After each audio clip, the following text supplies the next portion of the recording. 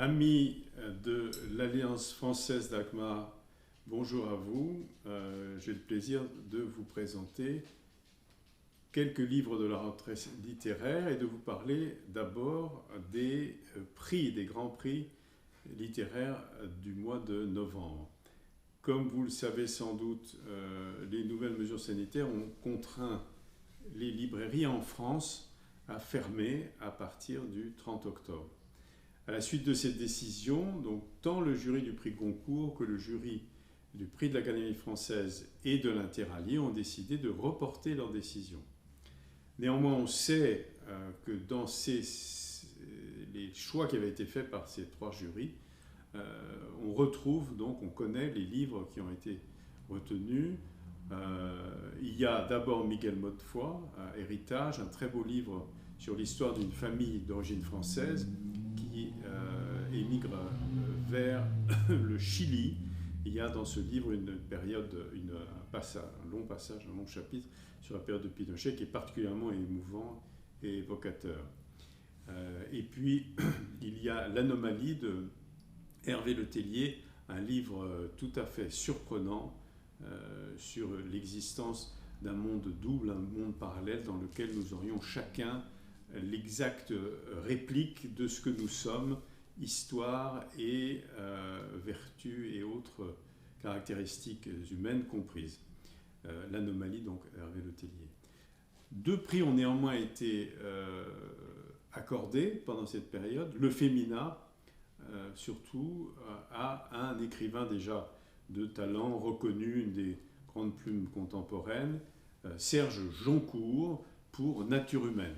Un livre sur la campagne. Il s'agit en fait, on se place donc à deux périodes, la période des années 68 et puis 20 ans plus tard, où un grand projet d'autoroute est décidé par les autorités locales. Et ce projet, la construction de cette autoroute, aura, on peut l'imaginer, donc un impact sur les agriculteurs et sur les éleveurs. Et il s'agit d'un jeune éleveur qui voit d'un mauvais œil la construction de cette autoroute. Sa vie et son exploitation sera sauvée grâce à un vieil homme qui aura fait une découverte. Je ne vous en dis pas plus. Un très beau livre donc, de Serge Joncourt, Nature humaine. Mais ce soir, je vais vous parler plutôt d'autres livres. Je vais commencer par un très joli livre donc, de Philippe Claudel, qui est en fait une série de nouvelles qu'il appelle Fantaisie allemande. Alors, Fantaisie allemande, pourquoi fantaisie? Parce qu'il fait référence à la forme libre musicale, donc sans règles particulières. Allemande, parce que toutes ces nouvelles ont un lien avec l'Allemagne. Deux se passent pendant la Deuxième Guerre mondiale, d'autres sont liées plutôt à la période de réconciliation et de réunification des deux Allemagnes. Très beau livre de forme très classique, très facile à lire, des histoires courtes, très bien construites toujours par Philippe, que nous avons reçu plusieurs fois ici. Voilà. Fantaisie allemande de Philippe Claudel, que je vous recommande chaleureusement. Autre livre de la rentrée littéraire, de Metin Arditi, Rachel et les siens. Metin Arditi est un conteur par excellence. Il reprend ici une histoire dont il avait déjà parlé dans un livre précédent. Nous sommes en 1916, donc on retrouve le même climat et la même période que dans le livre de Boualem Sansal, Abraham.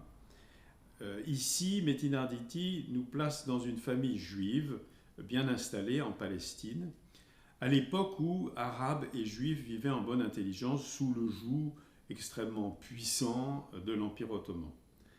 Il se trouve que Rachel est donc une jeune fille, une adolescente née dans cette famille, et qu'elle est très proche d'un garçon qui vit dans une famille arabe, une famille voisine. Et intervient une petite fille orpheline, à peu près un petit peu plus jeune qu'elle, Ida, très intelligente, qui est recueillie par cette famille. Vous verrez en lisant le livre pourquoi elle est recueillie. On se place donc au moment crucial, au milieu de la Première Guerre mondiale. Vont venir les accords Sykes-Picot, vont venir la déclaration de Balfour et l'équilibre relativement stable de la Palestine va être totalement rompu par l'arrivée des immigrés, des réfugiés juifs qui fuient les pogroms de l'Europe centrale. Un très beau livre où la petite histoire rencontre la grande, un livre sur la tolérance et sur l'espérance peut-être qu'un jour tous les peuples de Palestine pourront vivre en paix. Rachel et les siens de Metin Arditi. Troisième livre vraiment qui m'a beaucoup plu, qui est probablement le premier roman sur le Covid et le confinement. C'est le livre L'inconnu du 17 mars de Didier Van Covelart. Très belle écriture, c'est tout à fait prenant. Donc le personnage principal est un SDF qu'on retrouve sous un pont, qui était à l'origine un professeur et qui, à la suite d'un incident, a quitté sa vie familiale, sa vie professionnelle. Et il rencontre une jeune femme. Et il se trouve que cette jeune femme est exactement, en tout cas lui ressemble comme de gouttes d'eau, l'amour de ses 20 ans, amour qui n'a pas pu se réaliser. Et cette jeune femme a une énergie absolument incroyable et elle l'accompagne dans la maison de son enfance, où il vivait avec son père qui était régisseur donc, de ce château, puisqu'il s'agit d'un château, et d'un comte, un vieil aristocrate, ingénieur, qui a mis au point un système qui me permet de soigner les épidémies, on voit où il veut en venir, par les sons. Voilà. Et on se rendra compte assez vite que cette jeune femme est en fait une extraterrestre. Un bouquin vraiment très très sympa, Didier Van Covelart, L'inconnu du 17 mars. Autre livre qui fait rêver, un livre de Alain Tellier, non pas Tellier mais Tellier, qui s'appelle Stella Finzi. Donc le héros principal est un dandy, un garçon brillant qui a écrit un livre, et ce livre malheureusement n'a pas marché. Ce garçon est totalement déprimé, c'est un quarantenaire, il décide de se suicider et il part pour la ville éternelle, pour Rome, où il rencontre une femme particulièrement laide et particulièrement intelligente et attirante. Et donc on est absolument fasciné entre le noir et le blanc, le beau et le laid, et comment est-ce que finalement l'esprit peut vaincre en fait les réticences et véritablement ce par quoi on peut être repoussé, en tout cas physiquement, et attiré sur le plan intellectuel. Vraiment un livre tout à fait prenant. Donc Stella Finzi de Alain Tellier. Autre livre qui rejoint un petit peu le livre de Metin Arditi, Sarah et les siens, Rachel et les siens, pardon. Le dernier livre de Boualem Sansal. Alors Boualem Sansal est la grande autorité littéraire aujourd'hui, c'est un spécialiste de l'islam et de l'islamisme, et il écrit un livre tout à fait étonnant qui s'appelle Abraham, ou la 5e alliance, en collection blanche chez Gallimard. Donc Boualem ici imagine en 1916, comme dans le livre de Metin Arditi, Rachel et les siens, il imagine que Abraham en fait s'est réincarné en un jeune garçon qui s'appelle Abraham, comme du reste dans la Bible à l'origine, et qui habite dans l'ancienne ville de Tur, qui est aujourd'hui une ville qui se trouverait près de l'Irak. Et son père, donc, qui s'appelle comme le père d'Abraham, Tela, décide, reconnaît d'abord que son fils est une sorte de réincarnation d'Abraham, et l'incite en fait à réécrire la Genèse et à entraîner son peuple et sa tribu vers le pays de Canaan. C'est l'occasion pour Boualem de parler de questions politiques, évidemment, de la chute de l'Empire ottoman, donc jusqu'à aujourd'hui, et en essayant de trouver des résiliences et l'espoir un jour que la paix soit retrouvée. Magnifique livre, surtout pour les historiens, Abraham ou la 5e alliance. Évidemment, il n'y aurait pas de rentrée littéraire sans Amélie Nothomb. Le dernier livre d'Amélie Nothomb, c'est Les aérostats, qui est déjà un énorme succès.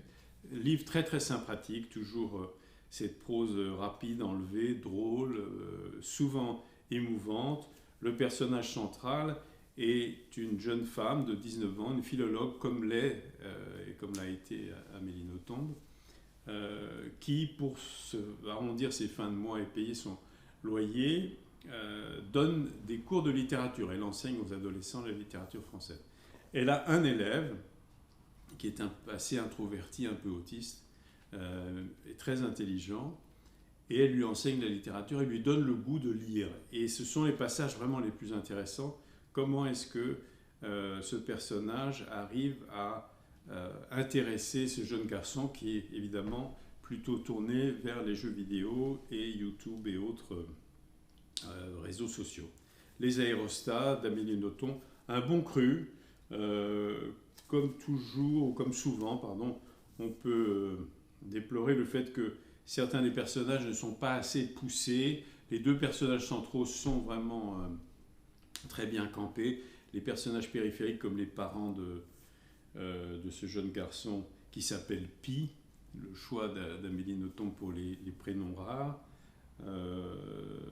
Les parents sont brossés un peu rapidement et la colocataire donc, du personnage principal, je trouve, pourrait faire l'objet, et probablement fera l'objet d'un nouveau roman peut-être d'Amélie Nothomb. Donc Les aérostats, Amélie Nothomb, facile à lire, rapide et sympathique. Parmi les derniers livres dont on va parler, vous vous souvenez probablement de Né d'aucune femme de Franck Bouys, magnifique livre très dur sur la campagne française. Franck Bouys écrit de nouveau sur la campagne française, superbe titre, Buveur de vent. C'est donc les légendes noires des pays de la France profonde, une ville qui est dominée par une famille qui possède l'acierie et toutes les industries locales, et puis un vent de rébellion souffle. C'est donc Buveur de vent, Franck Bouys, remarquable auteur qui s'est révélé donc par Né d'aucune femme, qui a été célébré par beaucoup de critiques et de prix. Livre qu'on retrouve dans les sélections des prix, notamment celle de l'Académie française et du Goncourt, L'historiographe du royaume. Alors un historiographe, c'est quelqu'un qui écrit l'histoire d'un pays ou d'une région. Donc il y a une notion géographique et géopolitique. Et il s'agit là du royaume du Maroc, et où le roi lui confie, comme l'avaient fait Louis XV et Louis XIV, confie à un historien qui devient historiographe, donc de raconter l'histoire du royaume avec évidemment des orientations ou l'absence d'orientation politique auxquelles on peut penser. Superbe livre, remarquablement écrit par Maël Renoir, l'historiographe du royaume. Et puis, dernière parution qu'on attendait depuis très très longtemps, L'Arabe du futur, le tome 5. Voilà. Donc nous l'avons reçu, Riyad Satouf. C'est donc toujours ce même thème, une jeunesse au Moyen-Orient de 92 à 94. Il y a encore des thèmes à venir. Le livre raconte l'histoire d'un adolescent et de sa famille franco-syrienne. La maman est d'origine bretonne et le papa syrien. Voilà. Toujours aussi prenant et cela va faire, je pense, beaucoup d'heureux. Voilà pour notre petit tour rapide au pas de course de la rentrée littéraire et des nouveautés. Sachez que vous pouvez retrouver dans nos lettres, donc sur notre site, le site du Temps retrouvé, les lettres mensuelles que nous faisons où nous passons en revue ces différents ouvrages. Je communiquerai à l'Alliance donc la liste des livres dont on a parlé, ainsi que d'autres recommandations de lecture. Grand merci pour votre attention et à très bientôt lorsque ce confinement sera terminé. Au revoir.